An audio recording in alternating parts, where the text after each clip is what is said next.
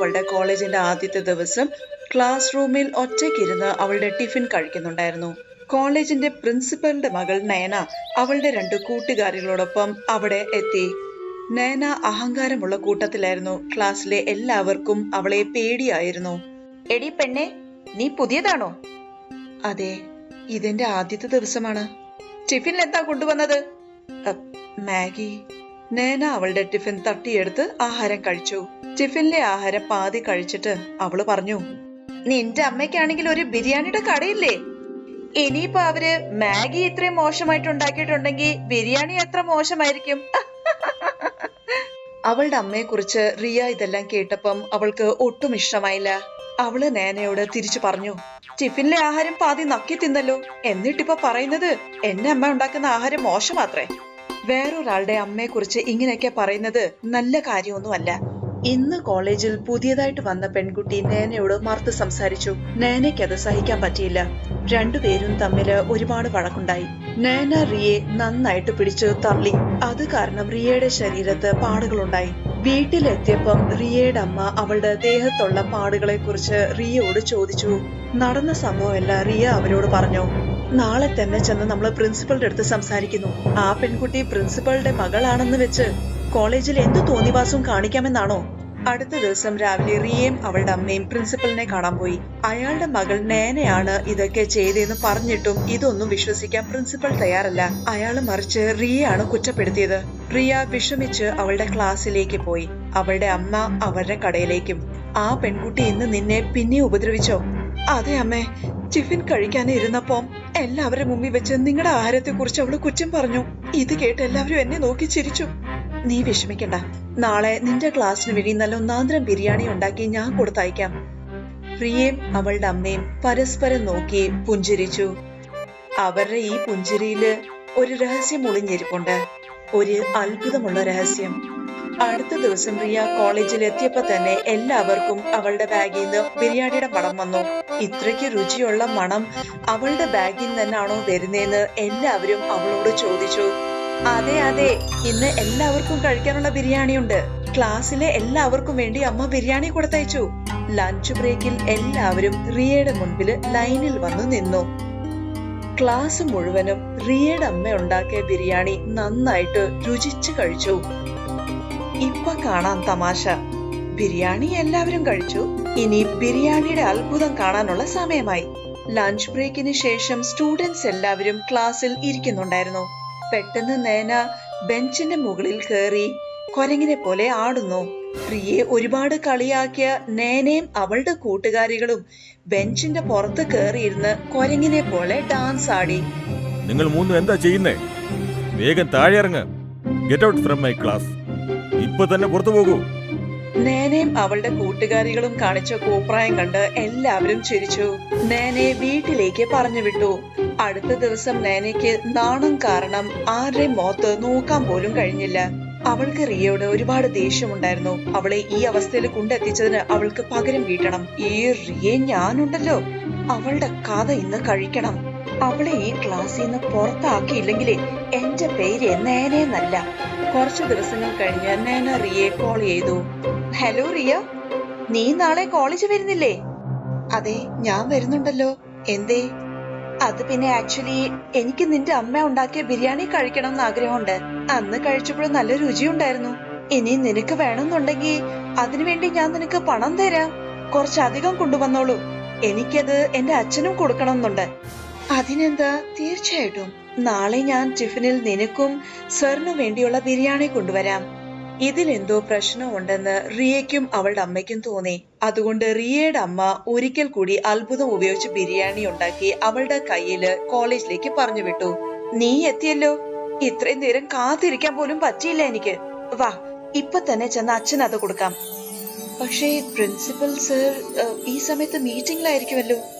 ഇത്രയും രുചിയുള്ള ബിരിയാണി കഴിച്ച അദ്ദേഹത്തിന്റെ മീറ്റിംഗ് തന്നെ ക്യാൻസൽ ചെയ്യും. നീ നിന്റെ കൈ കൊണ്ട് ബിരിയാണി വിളമ്പിയാ മതി. നിന്റെ ബിരിയാണിയിലുള്ള അത്ഭുതത്തെ കുറിച്ച് അദ്ദേഹം കൂടെ ഒന്ന് അറിയട്ടെ. ചെല്ല്, അദ്ദേഹത്തിനെ പുറത്തേക്ക് വിളിച്ചോണ്ട് വാ. അദ്ദേഹത്തിനെ വിളിക്കാൻ വേണ്ടി റിയ പ്രിൻസിപ്പളുടെ ക്യാബിനിലേക്ക് പോയി. റിയ അകത്തേക്ക് പോകുന്ന കണ്ടപ്പോൾ നേന പെട്ടെന്ന് പ്രിൻസിപ്പലിനൊരു ബിരിയാണിക്കകത്ത് കുറച്ച് മയക്കുമരുന്ന് ചേർത്തു. പിന്നെ പ്രിൻസിപ്പൽ നേനയും കൂടി അകത്തേക്ക് വിളിപ്പിച്ചു. നൈന, എന്താ പറ്റിയത് മോളെ? നിനക്കറിഞ്ഞൂടെ ഞാനൊരു പ്രധാനപ്പെട്ട മീറ്റിംഗിലാണെന്ന്? അത് പിന്നെ അതെ അച്ഛാ, പക്ഷേ നിങ്ങള് ഒരു പ്രാവശ്യമെങ്കിലും ഈ ബിരിയാണി ഒന്ന് കഴിച്ചു നോക്ക്. കാര്യം എന്താണ് നിങ്ങൾക്കെല്ലാം മനസ്സിലാവും. നല്ല ഒന്നാന്തരം ബിരിയാണി അച്ഛാ, ഞാനും ഇത് കഴിച്ചിട്ടുണ്ട്. നിങ്ങളും റിയയുടെ അമ്മ ഉണ്ടാക്കിയ ബിരിയാണി ഒന്ന് രുചിച്ചു നോക്കണമെന്നാണ് എന്റെ ആഗ്രഹം. പ്രിൻസിപ്പൽ ബിരിയാണി ഒന്ന് രുചിച്ചു നോക്കി. അദ്ദേഹത്തിന് അത് വളരെ ഇഷ്ടമായി. നന്നായിട്ട് രുചിച്ചിട്ടാണ് പ്രിൻസിപ്പൽ ബിരിയാണി കഴിച്ചത്. എന്തെങ്കിലും ഒരു പ്രശ്നം ഉണ്ടാകുമെന്ന് പ്രതീക്ഷിച്ച് നേന കാത്തിരുന്നു. പക്ഷെ അവളുടെ അച്ഛനാണെങ്കിൽ രുചിച്ച് ആ ബിരിയാണി മുഴുവനും കഴിച്ചു. കൊള്ളാം മോളെ, നല്ല ഒന്നാന്തരം ബിരിയാണി, നല്ല രുചിയുണ്ട് ഇതിന്. റിയ മോളെ, തീർച്ചയായും നിന്റെ അമ്മയോട് എന്റെ നന്ദി അറിയിക്കണം കേട്ടോ. പക്ഷേ അച്ഛ, നിങ്ങൾക്ക് എന്താ ഒന്നും തോന്നുന്നില്ലേ? ഞാൻ ഈ ബിരിയാണിക്ക് അടിമയായിരിക്കുക, അത് മാത്രമേ പറയാൻ പറ്റൂ. കാരണം ഇതുപോലൊരു ബിരിയാണി ഇതിനു മുൻപ് ഞാൻ കഴിച്ചിട്ടേ ഇല്ല. ഇന്നാ മോളെ, നീ കഴിക്കുക. വാ മോളെ, വാ. നേന വേണ്ടെന്ന് പറഞ്ഞിട്ടും പ്രിൻസിപ്പൽ സർ കുറച്ച് ബിരിയാണി അവൾക്ക് കഴിക്കാൻ വായിൽ വെച്ചു കൊടുത്തു. നേനയുടെ വയറ്റിൽ എന്തോ പ്രശ്നമുണ്ടെന്ന് അവൾക്ക് തോന്നി. ഒരു കൊരങ്ങിനെ പോലെ അവള് ദേഹം മുഴുവനും ചൊറിയാൻ തുടങ്ങി. എന്റെ ദൈവമേ, ഇതെല്ലാം എനിക്ക് എന്തിനാ തോന്നുന്നത്? ഇത് നിങ്ങൾക്ക് സംഭവിക്കേണ്ടതായിരുന്നില്ലേ? നീ എന്താ മോളെ ഈ പറയുന്നത്? നേന ഓടി ടോയ്ലറ്റിനകത്തേക്ക് പോയി. എന്നിട്ട് തിരിച്ചു വന്നിട്ട് കൊരങ്ങിനെ പോലെ ചൊറിഞ്ഞോണ്ട് അച്ഛന്റെ മുമ്പില് എന്തൊക്കെയോ വിളിച്ചു പറഞ്ഞു. ചൊറിയാനുള്ള മരുന്ന് ഞാൻ നിങ്ങളുടെ ആഹാരത്തിലായിരുന്നല്ലോ ഇട്ടത്. പിന്നെന്തിനാ ഇത് എനിക്കുണ്ടാവുന്നേ? നിങ്ങളുടെ മീറ്റിംഗ് എടുത്താൻ വേണ്ടി ചെയ്ത. പക്ഷെ ഇവിടെ ആണെങ്കിൽ എനിക്ക് ഇവിടെ എന്റെ വയറ് ചീത്തയായല്ലോ. നേന ടോയ്ലറ്റിന്റെ അകത്തും പുറത്തുമായിട്ട് ഓടി നടന്ന് സത്യമെല്ലാം തുറന്നു പറഞ്ഞു. നിങ്ങൾ കോളേജിന്റെ പ്രിൻസിപ്പൽ ആയതുകൊണ്ട് ഞാൻ ആ കാര്യം മുതലാക്കിയതാ. നിങ്ങൾക്കറിയത്തില്ല നിങ്ങളുടെ മകള് എത്ര മോശക്കാരിയാണെന്ന്. നേന അത്ഭുത ശക്തികളുള്ള ബിരിയാണി കാരണം സത്യമെല്ലാം തുറന്നു പറഞ്ഞു. ബിരിയാണി തൊട്ട് അവള് കാണിച്ച സാമർഥ്യം വരെ. ഇത് കേട്ടപ്പോ പ്രിൻസിപ്പലിന് ശരിക്കും ദേഷ്യം വന്നു. എന്നിട്ട് നേനെ ഒരുപാട് വഴക്ക് പറഞ്ഞു. പ്രിൻസിപ്പൽ റിയയോട് മാപ്പ് ചോദിച്ചു. എന്നിട്ട് അവളോട് ക്ലാസ്സിലേക്ക് പോകാൻ പറഞ്ഞു. റിയ പുഞ്ചിരിച്ചോണ്ട് അവളുടെ ക്ലാസ്സിലേക്ക് പോയി. പക്ഷെ പ്രിൻസിപ്പൽ അദ്ദേഹത്തിന്റെ മകളുടെ ക്ലാസ് അന്നത്തെ ദിവസം മുഴുവനും എടുത്തു.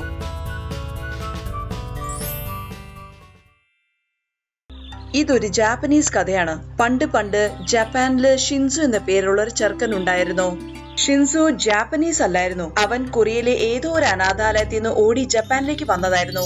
ഷിൻസു അനാഥാലയത്തിൽ നിന്ന് രക്ഷപ്പെട്ടതായിരുന്നെങ്കിലും പ്രശ്നങ്ങളിൽ നിന്നും രക്ഷപ്പെട്ടില്ല.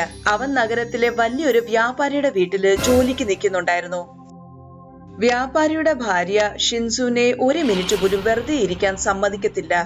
പാതിര ആണെങ്കിലും അവര് ഷിൻസുവിനെ തൊഴിച്ചെഴുന്നേപ്പിക്കും. എന്നിട്ട് എന്തെങ്കിലും ഒരു ജോലി ചെയ്യാൻ പറയും. ഏയ് ഷിൻസു, എഴുന്നേക്ക്, ജഗ്മയുടെ കയ്യിൽ നിന്ന് പാലിന്റെ ഗ്ലാസ് താഴെ വീണു, പോയി അതൊന്ന് തുടച്ചേ. ഷിൻസു രാത്രിയില് നല്ല ഉറക്കത്തിലാണെങ്കിലും പണിയെടുക്കുമായിരുന്നു. വ്യാപാരിക്ക് ഒരു മകനും ഒരു മകളും ഉണ്ടായിരുന്നു.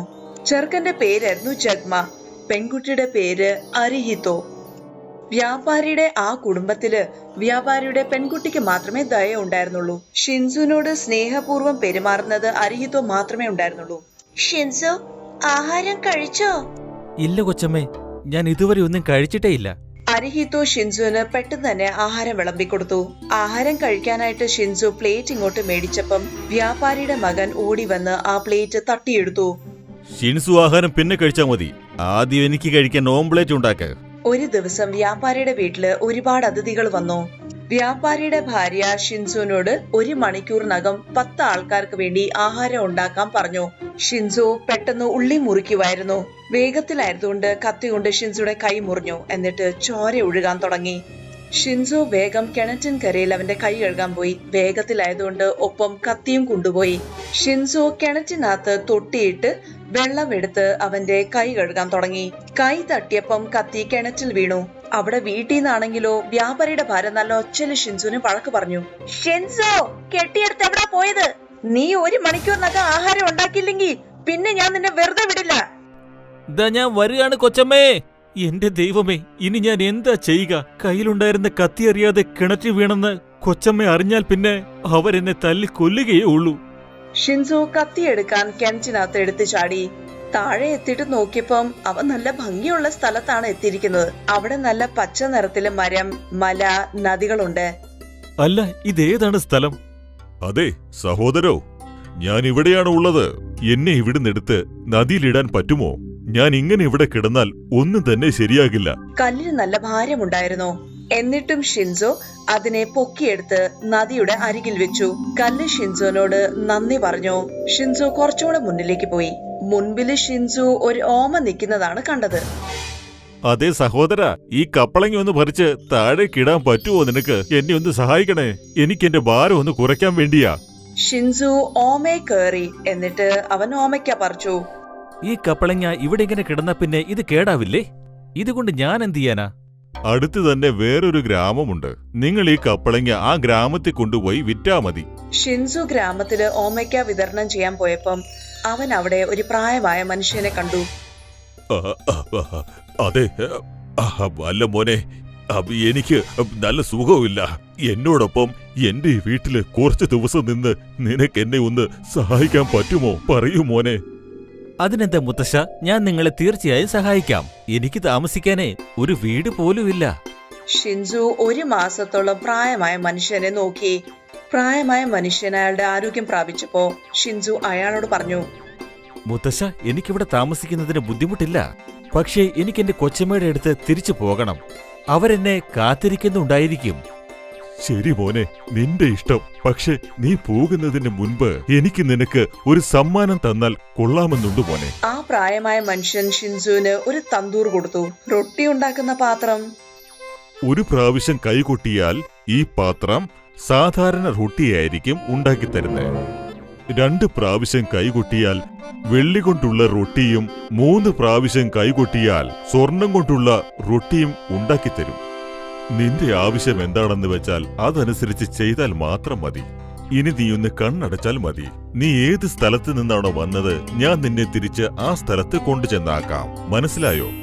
ഷിൻസു കണ്ണടച്ച് തുറന്നു നോക്കി. അവനിപ്പം വ്യാപാരിയുടെ വീടിന് മുൻപിലാണ് നിൽക്കുന്നത്. കിണറ്റിനകത്ത് വീണ അതേ കത്തി തന്നെ അവന്റെ കയ്യിലുണ്ടായിരുന്നു. എന്താണ്? എങ്ങോട്ടാ കെട്ടിയെടുത്തത്? ഇന്ന് ഞാൻ നിന്നെ തല്ലി ചമ്മന്തിയാക്കില്ലെങ്കിൽ നോക്കിക്കോ. ഞാൻ പറയുന്നൊന്ന് കേൾക്കൂ കൊച്ചമ്മേ. കത്തിയെടുക്കാൻ ഞാൻ കിണറ്റ് ചാടിയപ്പോ ഞാൻ അത്ഭുതമുള്ളൊരു നഗരത്തിലേക്കാണ് എത്തിയത്.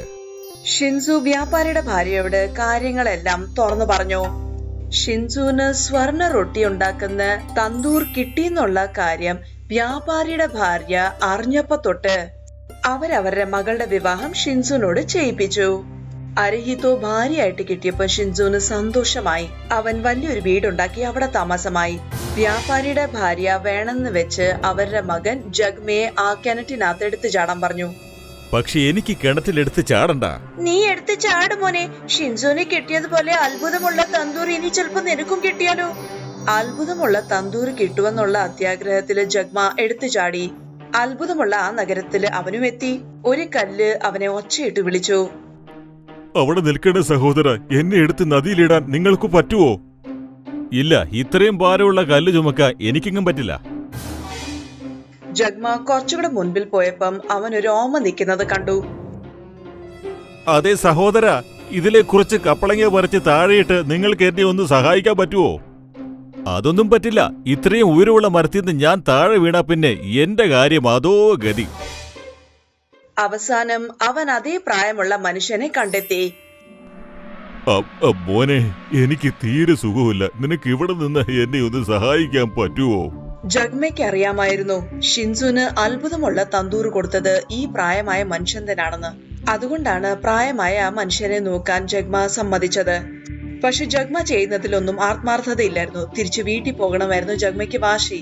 സമാധാനം കിട്ടാതെ വന്നപ്പം പാവം പ്രായമായ മനുഷ്യൻ അവസാനം അവനോട് പറഞ്ഞു, നീ നിന്റെ വീട്ടിലേക്ക് തിരിച്ചു പൊയ്ക്കൊള്ളൂ മോനെ. നിനക്കുള്ള സമ്മാനം അവിടെ എത്തിയിരിക്കും.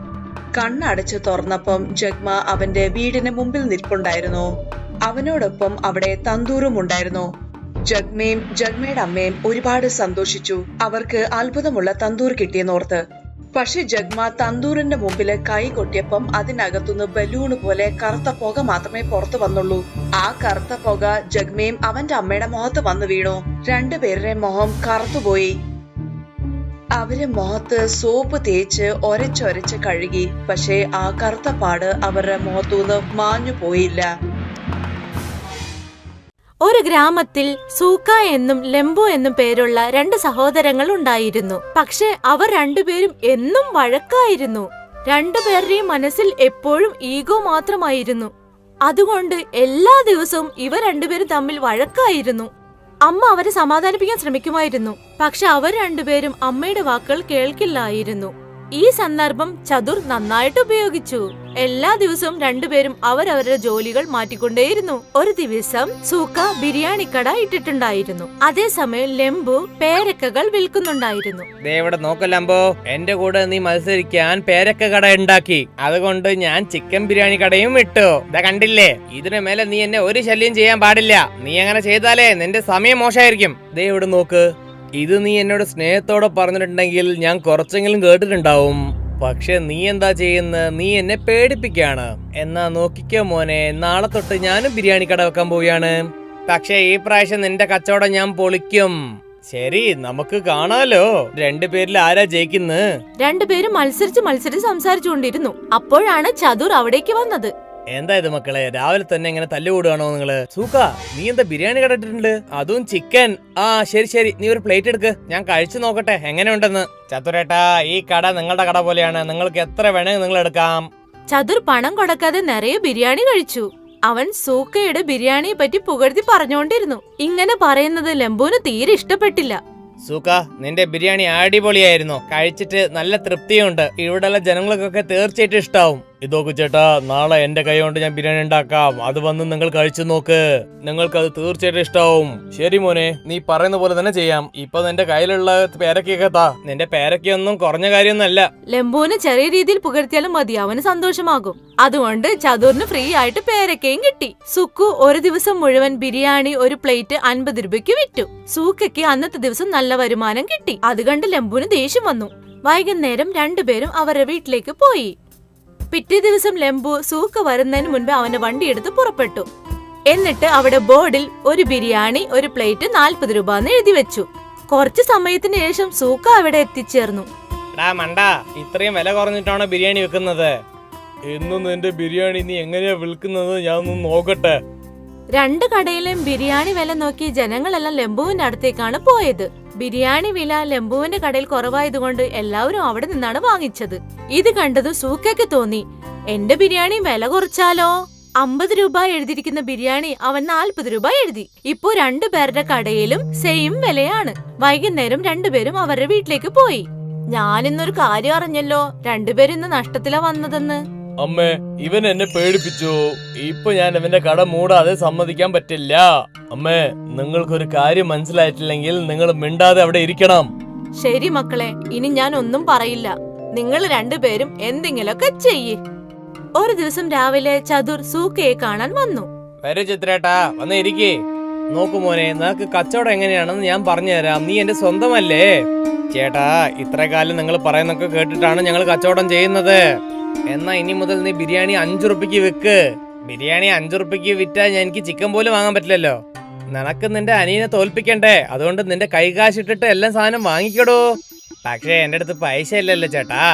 നിന്റെ ചേട്ടനായിട്ട് ഞാൻ എന്തിനാ നിക്കുന്നത്? നിനക്ക് എത്ര പൈസ വേണ്ട ഞാൻ തരാം. നിനക്ക് പൈസ വന്നതിന് ശേഷം എനിക്ക് തന്നാ മതി മോനെ. ചതുർ സൂക്കാക്ക് കടം കൊടുത്തു. അതിനുശേഷം സൂക്ക ഒരു പ്ലേറ്റ് ബിരിയാണി 5 രൂപ എന്ന് എഴുതി വെച്ചു. സൂക്കയുടെ ബിരിയാണിക്ക് വേണ്ടി ജനങ്ങൾ ക്യൂവിൽ നിന്നു. ടോക്കൺ കയ്യിൽ വെച്ച് അവർ വെയിറ്റ് ചെയ്തു ബിരിയാണിക്ക് വേണ്ടി. ലെംബുവിന് ഇത് കണ്ട് വിഷമമായി. അപ്പോഴാണ് ചതുർ അവിടേക്ക് വന്നത്. എന്താ പറ്റില്ല അമ്പോ, നീ എന്തിനെങ്ങനെ വിഷമിക്കുന്നേ? സങ്കടം എന്റെ മുമ്പ് തന്നെ നിൽക്കുന്നുണ്ട്. പിന്നെ കാരണം എന്താ നിങ്ങൾ ചോദിക്കുന്നത്? ഇങ്ങനെ പറയല്ലേ. എന്നാ നീ ഒരു പ്ലേറ്റിന് ബിരിയാണിക്ക് 5 റുപ്യക്ക് വിൽക്ക്. എന്റെ അടുത്ത് അത്ര കാശൊന്നും ഇല്ല ചേട്ടാ. ഈ സൂക്കൊക്കെ എങ്ങനെയാണ് കാശ് കിട്ടിയെന്ന് എനിക്ക് മനസ്സിലാവുന്നില്ല. നീ വിഷമിക്കണ്ട മോനെ, നിനക്കുള്ള കടം ഞാൻ തരാം. നീയും 5 റുപ്യക്കുള്ള ബിരിയാണി വിൽക്കാൻ തുടങ്ങ്. ചതുർ ലെംബുവിനും കടം കൊടുത്തു. അതിനുശേഷം രണ്ടുപേരും ബിരിയാണി 5 രൂപയ്ക്ക് വിൽക്കാൻ ആരംഭിച്ചു. വരൂ വരൂ, ചിക്കൻ ബിരിയാണി കഴിക്കാൻ വരൂ. അതിന്റെ വില 5 റുപ്യയാണ്. ഒരു പ്ലേറ്റിൽ 4 കഷ്ണം ചിക്കൻ ഉണ്ടാവും. വരൂ വരൂ, നല്ല ബിരിയാണി, സ്വാദുള്ള നല്ല ചൂടുള്ള ചിക്കൻ ബിരിയാണി, 5 റുപ്യുള്ള ബിരിയാണി, 5 റുപ്യ പ്ലേറ്റുള്ള 5 പീസുള്ള ബിരിയാണി. അവർ രണ്ടുപേരും തമ്മിലുള്ള മത്സരം ജനങ്ങൾക്ക് ഭയങ്കര സഹായമായി. 5 രൂപയുടെ ബിരിയാണി എല്ലാരും വാങ്ങിക്കഴിച്ചു. അതുകൊണ്ട് ഉച്ചയോടെ ബിരിയാണിയെല്ലാം കാലിയായി രണ്ടുപേരും വീട്ടിലേക്ക് പോയി. ഇന്ന് എത്ര കാശ് സമ്പാദിച്ചു? രണ്ടുപേരും അവരുടെ അമ്മയോട് സത്യങ്ങളെല്ലാം തുറന്നു പറഞ്ഞു. ശരി, നിങ്ങൾക്ക് രണ്ടുപേർക്ക് പണം തന്നത് ചതുറാണോ? രണ്ടുപേരും ഒന്ന് മനസ്സിലാക്കിക്കോ, ചതുർ എന്താണ് ചെയ്തതെന്ന്. അമ്മേ, ഞങ്ങളോട് ക്ഷമിക്കണം അമ്മേ. അതെ അമ്മേ, ഇനി ഞങ്ങൾ രണ്ടുപേരും വഴക്ക് കൂടില്ല. ഞങ്ങൾ രണ്ടുപേരും എത്ര വഴക്കുണ്ടാക്കുന്നോ അത് മറ്റുള്ളവർ നന്നായിട്ട് ഉപയോഗിക്കുന്നുണ്ട് അമ്മേ. അതെ അമ്മേ, ഇന്ന് ഞങ്ങൾക്ക് അത് നന്നായിട്ട് മനസ്സിലായി.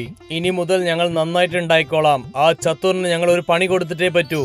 അതിനുശേഷം രണ്ടുപേരും ഒരു കടയിൽ ബിരിയാണി ഉണ്ടാക്കി. എന്നിട്ട് കടയ്ക്ക് പേരിട്ടു ലെംബു സൂക്ക ചിക്കൻ ബിരിയാണി. പിറ്റേ ദിവസം രാവിലെ അവർ രണ്ടുപേരും അവിടെ എത്തി.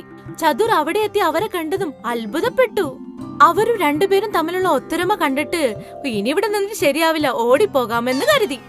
സുഹൃത്തുക്കളെ, ഇതിൽ നിന്ന് നമുക്ക് കിട്ടുന്ന പാഠം നമ്മൾ എപ്പോഴും ഐക്യത്തോടെ ഇരിക്കണം. അങ്ങനെ ഒത്തൊരുമിച്ചിരുന്നില്ലെങ്കിൽ മറ്റുള്ളവർ അവരുടേതായ രീതിയിൽ അതെല്ലാം പ്രയോജനപ്പെടുത്തും. അതുപോലെ മുഖസ്തുതി പറയുന്നവന് വിശ്വസിക്കരുത്. അങ്ങനെ ചെയ്താൽ ജീവിതം നാശമാകും. അബ്ദുൾ ഒരു നല്ല പാചകക്കാരനായിരുന്നു.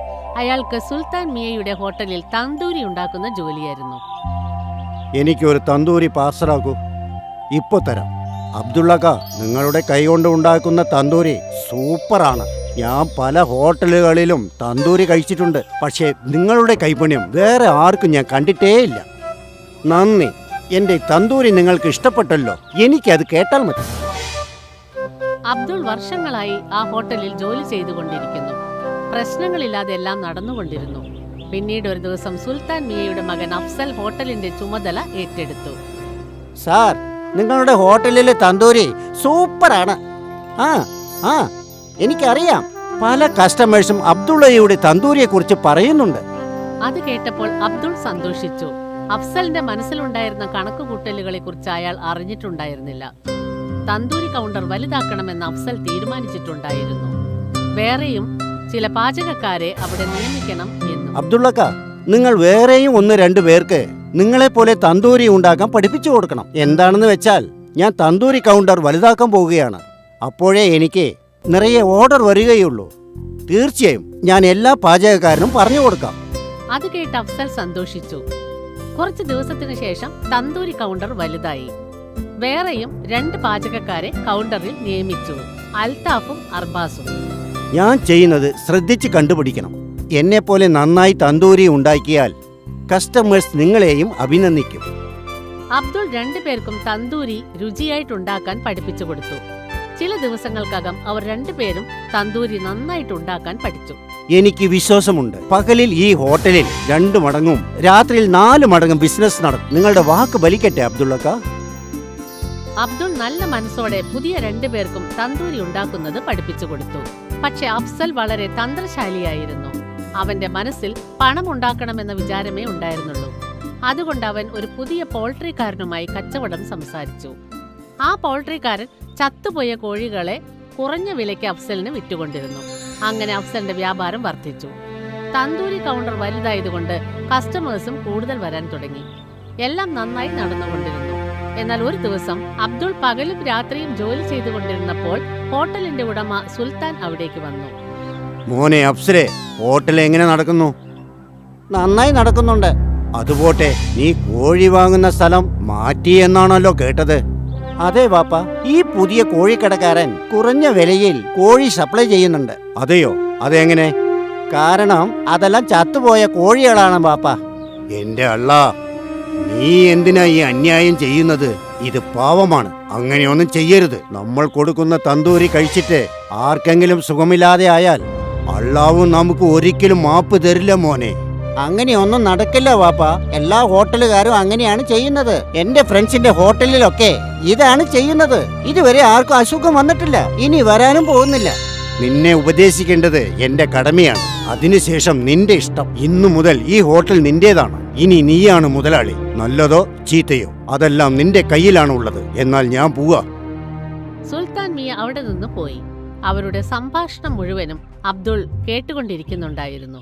കുറച്ചു കഴിഞ്ഞപ്പോൾ അയാളും വീട്ടിലേക്ക് പുറപ്പെട്ടു പോയി. രാത്രി അബ്ദുൾ ആ കാര്യത്തെക്കുറിച്ച് ആലോചിച്ചുകൊണ്ടിരുന്നു. ജനങ്ങളുടെ ജീവൻ വെച്ച് കളിക്കുന്ന ഹോട്ടലിൽ ഇനി ഞാൻ ജോലി ചെയ്യാൻ പോകുന്നില്ല. ഇത് പാപമാണ്. പക്ഷെ ആ അഫ്സൽ ഞാൻ പറയുന്നത് കേൾക്കുന്നില്ല. അതുകൊണ്ട് ഞാൻ ആ ജോലി ഉപേക്ഷിക്കാൻ പോവുകയാണ്.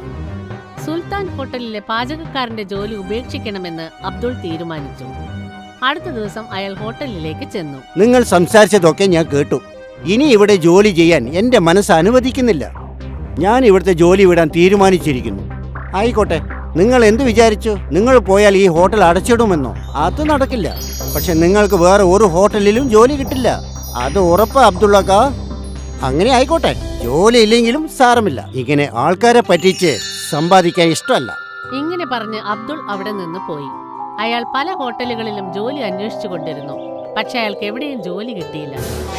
ഒരു ദിവസം മനസ്സ് തകർന്ന് അയാൾ സുഹൃത്തായ മുസ്തഫയുടെ സൈക്കിൾ ഷോപ്പിൽ ചെന്നിരുന്നു. എന്തു പറ്റി നിനക്ക്? ഇന്നും നിനക്ക് ജോലി കിട്ടിയില്ലേ? ഇല്ല സുഹൃത്തെ, എനിക്ക് എന്ത് ചെയ്യണമെന്ന് അറിയുന്നില്ല. തന്തൂരി ഉണ്ടാക്കുന്ന ജോലിയല്ലാതെ വേറെ ഒരു ജോലി അറിയില്ല. വേറെ ജോലി ചെയ്യാൻ നിന്നോട് ആരാ പറഞ്ഞേ? ഞാനൊരു കാര്യം പറയാം. നിനക്ക് സ്വന്തമായിട്ട് ഒരു തന്തൂരി കൗണ്ടർ ഓപ്പൺ ചെയ്താൽ എന്താ? എന്റെ അടുത്ത് അത്രയ്ക്കൊന്നും പണമില്ല. തന്തൂരിക്ക് വില അധികമാ. അത് മാത്രമല്ല, ഹോട്ടലും വേണ്ടേ? പിന്നെ അതിന് വാടക. അതിനല്ല ഞാൻ എവിടെ പോകും? നിന്റെ എല്ലാ ചോദ്യങ്ങൾക്കും ഒരു മറുപടിയേ ഉള്ളൂ. നീ കുറച്ച് വെയിറ്റ് ചെയ്യ്. മുസ്തഫ 2 പഴയ ചക്രങ്ങൾ കൊണ്ടുവന്നു. അവയെ ഒരു കമ്പി കൊണ്ട് കൂട്ടിയിണക്കി. ഇതാ റെഡി ആയിട്ടുണ്ട്. എന്താ അത്? പറഞ്ഞു തരാം. മുസ്തഫയുടെ പക്കൽ ഒരു നല്ല വണ്ടി റെഡിയായി. അയാൾ വീലുകൾക്ക് മേലെ ഒരു പലക ഘടിപ്പിച്ചു. എന്നിട്ട് ആ തന്തൂർ ഉന്തുവണ്ടിയിൽ വെച്ചു. ഇപ്പോൾ ഇതിന്റെ അടിയിൽ കൽക്കരി വെച്ച് കത്തിക്ക്. എന്നിട്ട് ഇതിന്റെ മുകളിൽ തന്തൂരി ഉണ്ടാക്കാം. ആ, വളരെ നന്നായിട്ടുണ്ടല്ലോ. ഈ ഐഡിയ എങ്ങനെ കിട്ടി? നിന്നെ സഹായിക്കണം എന്ന് വിചാരിച്ചപ്പോ ഒരു ഐഡിയ താനേ കിട്ടി. വളരെ നന്ദി സുഹൃത്തെ. അടുത്ത ദിവസം മുതൽ മുസ്തഫ ഉന്തുവണ്ടിയിൽ തന്തൂരി വിൽക്കാൻ ആരംഭിച്ചു. മുസ്തഫ തന്തൂരി ഉണ്ടാക്കുന്നതിൽ സമർത്ഥനായിരുന്നു. ഹോട്ടൽ ഇല്ലാത്തതുകൊണ്ട് അയാൾ തന്തൂരിയുടെ വില വളരെ കുറച്ചു. മുസ്തഫയുടെ ഉന്തുവണ്ടിയിൽ നടത്തിക്കൊണ്ടിരുന്ന തന്തൂരി കടയിൽ എപ്പോഴും ജനങ്ങൾ കൂട്ടം കൂട്ടമായി വന്നു. എന്നാൽ സുൽത്താൻ ഹോട്ടൽ ഫുഡ് ഓഫീസർ അടച്ചു. കൂടാതെ ചത്തുപോയ കോഴികളെ പാചകം ചെയ്ത കാരണത്താൽ ഹോട്ടൽ സീൽ വെച്ചു. അഫ്സലിനെ ജയിലിൽ അടച്ചു. ഇതായിരിക്കും ദൈവത്തിന്റെ നിയമം. നന്മ ചെയ്താൽ നല്ലത് നടക്കും, തിന്മ ചെയ്താൽ തിന്മ നടക്കും. സത്യത്തിനെന്നും 16 വയസ്സാണെന്ന് പറയുന്നത് ഇതുകൊണ്ടാണ്. അബ്ദുൾ ഒരു നല്ല പാചകക്കാരനായിരുന്നു. അയാൾക്ക് സുൽത്താൻ മിയയുടെ ഹോട്ടലിൽ തന്തൂരി ഉണ്ടാക്കുന്ന ജോലിയായിരുന്നു. എനിക്കൊരു തന്തൂരി പാർസലാക്കൂ. ഇപ്പൊ തരാം. അബ്ദുള്ളക്ക, നിങ്ങളുടെ കൈകൊണ്ട് ഉണ്ടാക്കുന്ന തന്തൂരി സൂപ്പറാണ്. ഞാൻ പല ഹോട്ടലുകളിലും തന്തൂരി കഴിച്ചിട്ടുണ്ട്. പക്ഷേ നിങ്ങളുടെ കൈപുണ്യം വേറെ ആർക്കും ഞാൻ കണ്ടിട്ടേയില്ല. നന്ദി. എന്റെ തന്തൂരി നിങ്ങൾക്ക് ഇഷ്ടപ്പെട്ടല്ലോ. എനിക്കത് കേട്ടാൽ മതി. അബ്ദുൾ വർഷങ്ങളായി ആ ഹോട്ടലിൽ ജോലി ചെയ്തുകൊണ്ടിരിക്കുന്നു. പ്രശ്നങ്ങളില്ലാതെ എല്ലാം നടന്നുകൊണ്ടിരുന്നു. പിന്നീട് ഒരു ദിവസം സുൽത്താൻ മിയയുടെ മകൻ അഫ്സൽ ഹോട്ടലിന്റെ ചുമതല ഏറ്റെടുത്തു. സാർ, നിങ്ങളുടെ ഹോട്ടലിലെ തന്തൂരി സൂപ്പറാണ്. ആ എനിക്കറിയാം. പല കസ്റ്റമേഴ്സും അബ്ദുള്ളയുടെ തന്തൂരിയെ കുറിച്ച് പറയുന്നുണ്ട്. അത് കേട്ടപ്പോൾ അബ്ദുൾ സന്തോഷിച്ചു.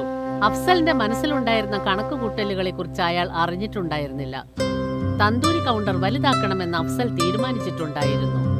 വേറെയും ചില പാചകക്കാരെ അവിടെ നിയമിക്കണം എന്നും. അബ്ദുള്ളക്ക, നിങ്ങൾ വേറെയും 1-2 പേർക്ക് നിങ്ങളെപ്പോലെ തന്തൂരി ഉണ്ടാക്കാൻ പഠിപ്പിച്ചു കൊടുക്കണം. എന്താണെന്ന് വെച്ചാൽ, ഞാൻ തന്തൂരി കൗണ്ടർ വലുതാക്കാൻ പോവുകയാണ്.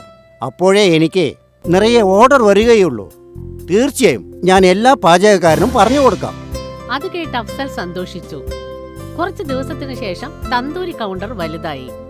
വേറെയും 2 പാചകക്കാരെ കൗണ്ടറിൽ നിയമിച്ചു, അൽത്താഫും അർബാസും. ഞാൻ ചെയ്യുന്നത് ശ്രദ്ധിച്ച് കണ്ടുപിടിക്കണം. എന്നെപ്പോലെ നന്നായി തന്തൂരി ഉണ്ടാക്കിയാൽ കസ്റ്റമേഴ്സ് നിങ്ങളെയും അഭിനന്ദിക്കും. അബ്ദുൾ 2 പേർക്കും തന്തൂരി രുചിയായിട്ടുണ്ടാക്കാൻ പഠിപ്പിച്ചു കൊടുത്തു. ചില ദിവസങ്ങൾക്കകം അവർ 2 പേരും തന്തൂരി നന്നായിട്ടുണ്ടാക്കാൻ പഠിച്ചു. എനിക്ക് വിശ്വാസമുണ്ട്, പകലിൽ ഈ ഹോട്ടലിൽ 2 മടങ്ങും രാത്രിയിൽ 4 മടങ്ങും ബിസിനസ് നടക്കും. നിങ്ങളുടെ വാക്ക് ബലിക്കട്ടെ അബ്ദുള്ളക്ക. അബ്ദുൾ നല്ല മനസ്സോടെ പുതിയ 2 പേർക്കും തന്തൂരി ഉണ്ടാക്കുന്നത് പഠിപ്പിച്ചു കൊടുത്തു. പക്ഷെ അഫ്സൽ വളരെ തന്ത്രശാലിയായിരുന്നു. അവന്റെ മനസ്സിൽ പണം ഉണ്ടാക്കണമെന്ന വിചാരമേ ഉണ്ടായിരുന്നുള്ളൂ. അതുകൊണ്ട് അവൻ ഒരു പുതിയ പോൾട്രിക്കാരനുമായി കച്ചവടം സംസാരിച്ചു. ആ പോൾട്രിക്കാരൻ ചത്തുപോയ കോഴികളെ കുറഞ്ഞ വിലയ്ക്ക് അഫ്സലിന് വിറ്റുകൊണ്ടിരുന്നു. അങ്ങനെ അഫ്സലിന്റെ വ്യാപാരം വർദ്ധിച്ചു. തന്തൂരി കൗണ്ടർ വലുതായതുകൊണ്ട് കസ്റ്റമേഴ്സും കൂടുതൽ വരാൻ തുടങ്ങി. എല്ലാം നന്നായി നടന്നുകൊണ്ടിരുന്നു. എന്നാൽ ഒരു ദിവസം അബ്ദുൾ പകലും രാത്രിയും ജോലി ചെയ്തുകൊണ്ടിരുന്നപ്പോൾ ഹോട്ടലിന്റെ ഉടമ സുൽത്താൻ അവിടേക്ക് വന്നു. മോനെ അപ്സരെ, ഹോട്ടൽ എങ്ങനെ നടക്കുന്നു? നന്നായി നടക്കുന്നുണ്ട്. അതുപോട്ടെ, നീ കോഴി വാങ്ങുന്ന സ്ഥലം മാറ്റി എന്നാണല്ലോ കേട്ടത്. അതെ വാപ്പ, ഈ പുതിയ കോഴിക്കടക്കാരൻ കുറഞ്ഞ വിലയിൽ കോഴി സപ്ലൈ ചെയ്യുന്നുണ്ട്. അതെയോ? അതെങ്ങനെ? കാരണം അതെല്ലാം ചത്തുപോയ കോഴികളാണ് വാപ്പ. എന്റെ അള്ളാ, നീ എന്തിനാ ഈ അന്യായം ചെയ്യുന്നത്? ഇത് പാവമാണ്. അങ്ങനെയൊന്നും ചെയ്യരുത്. നമ്മൾ കൊടുക്കുന്ന തന്തൂരി കഴിച്ചിട്ട് ആർക്കെങ്കിലും സുഖമില്ലാതെ ആയാൽ അള്ളാവും നമുക്ക് ഒരിക്കലും മാപ്പ് തരില്ല മോനെ. അങ്ങനെയൊന്നും നടക്കില്ല വാപ്പ. എല്ലാ ഹോട്ടലുകാരും അങ്ങനെയാണ് ചെയ്യുന്നത്. എന്റെ ഫ്രണ്ട്സിന്റെ ഹോട്ടലിലൊക്കെ ഇതാണ് ചെയ്യുന്നത്. ഇതുവരെ ആർക്കും അസുഖം വന്നിട്ടില്ല, ഇനി വരാനും പോകുന്നില്ല. നിന്നെ ഉപദേശിക്കേണ്ടത് എന്റെ കടമയാണ്. അതിനുശേഷം നിന്റെ ഇഷ്ടം. ഇന്നു മുതൽ ഈ ഹോട്ടൽ നിന്റേതാണ്. ഇനി നീയാണ് മുതലാളി. നല്ലതോ ചീത്തയോ അതെല്ലാം നിന്റെ കയ്യിലാണ് ഉള്ളത്. എന്നാൽ ഞാൻ പോവാ. സുൽത്താൻ മിയ അവിടെ നിന്ന് പോയി. അവരുടെ സംഭാഷണം മുഴുവനും അബ്ദുൾ കേട്ടുകൊണ്ടിരിക്കുന്നുണ്ടായിരുന്നു. കുറച്ചു കഴിഞ്ഞപ്പോൾ അയാളും വീട്ടിലേക്ക് പുറപ്പെട്ടു പോയി. രാത്രി അബ്ദുൾ ആ കാര്യത്തെക്കുറിച്ച് ആലോചിച്ചുകൊണ്ടിരുന്നു. ജനങ്ങളുടെ ജീവൻ വെച്ച് കളിക്കുന്ന ഹോട്ടലിൽ ഇനി ഞാൻ ജോലി ചെയ്യാൻ പോകുന്നില്ല. ഇത് പാപമാണ്. പക്ഷെ ആ അഫ്സൽ ഞാൻ പറയുന്നത് കേൾക്കുന്നില്ല. അതുകൊണ്ട് ഞാൻ ആ ജോലി ഉപേക്ഷിക്കാൻ പോവുകയാണ്. സുൽത്താൻ ഹോട്ടലിലെ പാചകക്കാരന്റെ ജോലി ഉപേക്ഷിക്കണമെന്ന് അബ്ദുൾ തീരുമാനിച്ചു. അടുത്ത ദിവസം അയാൾ ഹോട്ടലിലേക്ക് ചെന്നു. നിങ്ങൾ സംസാരിച്ചതൊക്കെ ഞാൻ കേട്ടു. ഇനി ഇവിടെ ജോലി ചെയ്യാൻ എന്റെ മനസ്സ് അനുവദിക്കുന്നില്ല. ഞാൻ ഇവിടുത്തെ ജോലി വിടാൻ തീരുമാനിച്ചിരിക്കുന്നു.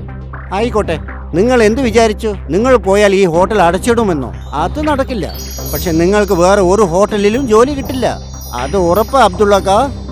അങ്ങനെ ആയിക്കോട്ടെ, ജോലി ഇല്ലെങ്കിലും സാരമില്ല. ഇങ്ങനെ ആൾക്കാരെ പറ്റിച്ച് സമ്പാദിക്കാൻ ഇഷ്ടമല്ല. ഇങ്ങനെ പറഞ്ഞ് അബ്ദുൾ അവിടെ നിന്ന് പോയി. അയാൾ പല ഹോട്ടലുകളിലും ജോലി അന്വേഷിച്ചു കൊണ്ടിരുന്നു. പക്ഷെ അയാൾക്ക് എവിടെയും ജോലി കിട്ടിയില്ല. ഒരു ദിവസം മനസ്സ് തകർന്ന് അയാൾ സുഹൃത്തായ മുസ്തഫയുടെ സൈക്കിൾ ഷോപ്പിൽ ചെന്നിരുന്നു. എന്തു പറ്റി നിനക്ക്? ഇന്നും നിനക്ക് ജോലി കിട്ടിയില്ലേ? ഇല്ല സുഹൃത്തെ, എനിക്ക് എന്ത് ചെയ്യണമെന്ന് അറിയുന്നില്ല. തന്തൂരി ഉണ്ടാക്കുന്ന ജോലിയല്ലാതെ വേറെ ഒരു ജോലി അറിയില്ല. വേറെ ജോലി ചെയ്യാൻ നിന്നോട് ആരാ പറഞ്ഞേ? ഞാനൊരു കാര്യം പറയാം. നിനക്ക് സ്വന്തമായിട്ട് ഒരു തന്തൂരി കൗണ്ടർ ഓപ്പൺ ചെയ്താൽ എന്താ? എന്റെ അടുത്ത് അത്രയ്ക്കൊന്നും പണമില്ല. തന്തൂരിക്ക് വില അധികമാ. അത് മാത്രമല്ല, ഹോട്ടലും വേണ്ടേ? പിന്നെ അതിന് വാടക. അതിനല്ല ഞാൻ എവിടെ പോകും? നിന്റെ എല്ലാ ചോദ്യങ്ങൾക്കും ഒരു മറുപടിയേ ഉള്ളൂ. നീ കുറച്ച് വെയിറ്റ് ചെയ്യ്. മുസ്തഫ 2 പഴയ ചക്രങ്ങൾ കൊണ്ടുവന്നു. അവയെ ഒരു കമ്പി കൊണ്ട് കൂട്ടിയിണക്കി. ഇതാ റെഡി ആയിട്ടുണ്ട്. എന്താ അത്? പറഞ്ഞു തരാം. മുസ്തഫയുടെ പക്കൽ ഒരു നല്ല വണ്ടി റെഡിയായി. അയാൾ വീലുകൾക്ക് മേലെ ഒരു പലക ഘടിപ്പിച്ചു. എന്നിട്ട് ആ തന്തൂർ ഉന്തുവണ്ടിയിൽ വെച്ചു. ഇപ്പോൾ ഇതിന്റെ അടിയിൽ കൽക്കരി വെച്ച് കത്തിക്ക്. എന്നിട്ട് ഇതിന്റെ മുകളിൽ തന്തൂരി ഉണ്ടാക്കാം. ആ, വളരെ നന്നായിട്ടുണ്ടല്ലോ. ഈ ഐഡിയ എങ്ങനെ കിട്ടി? നിന്നെ സഹായിക്കണം എന്ന് വിചാരിച്ചപ്പോ ഒരു ഐഡിയ താനേ കിട്ടി. വളരെ നന്ദി സുഹൃത്തെ. അടുത്ത ദിവസം മുതൽ മുസ്തഫ ഉന്തുവണ്ടിയിൽ തന്തൂരി വിൽക്കാൻ ആരംഭിച്ചു. മുസ്തഫ തന്തൂരി ഉണ്ടാക്കുന്നതിൽ സമർത്ഥനായിരുന്നു. ഹോട്ടൽ ഇല്ലാത്തതുകൊണ്ട് അയാൾ തന്തൂരിയുടെ വില വളരെ കുറച്ചു. മുസ്തഫയുടെ ഉന്തുവണ്ടിയിൽ നടത്തിക്കൊണ്ടിരുന്ന തന്തൂരി കടയിൽ എപ്പോഴും ജനങ്ങൾ കൂട്ടം കൂട്ടമായി വന്നു. എന്നാൽ സുൽത്താൻ ഹോട്ടൽ ഫുഡ് ഓഫീസർ അടച്ചു. കൂടാതെ ചത്തുപോയ കോഴികളെ പാചകം ചെയ്ത കാരണത്താൽ ഹോട്ടൽ സീൽ വെച്ചു. അഫ്സലിനെ ജയിലിൽ അടച്ചു. ഇതായിരിക്കും ദൈവത്തിന്റെ നിയമം. നന്മ ചെയ്താൽ നല്ലത് നടക്കും, തിന്മ ചെയ്താൽ തിന്മ നടക്കും. സത്യത്തിനെന്നും 16 വയസ്സാണെന്ന് പറയുന്നത് ഇതുകൊണ്ടാണ്.